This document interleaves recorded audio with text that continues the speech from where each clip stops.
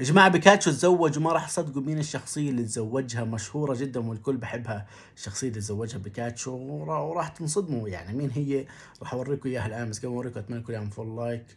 وما تنسوا تحضروا قصة السفاحة ليوناردو تشانشيلي اللي كانت تحول ضحاياها لحلويات وتحولهم لصابون. متخيلين؟ والقصة حقيقية.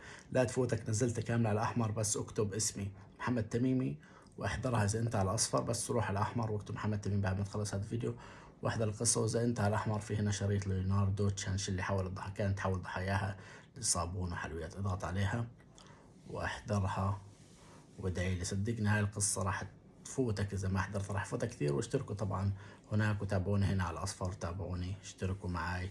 إذا أنتوا على الأحمر لازم تحضروا القصة، نصيحة مني. المهم يا جماعة بيكاتشو وأخيرا تزوج وصار يحب، والشخصية اللي تزوجها هذه هي.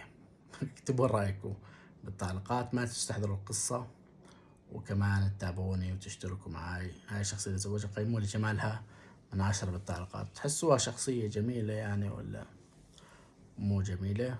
واحضروا القصة واشتركوا الآن.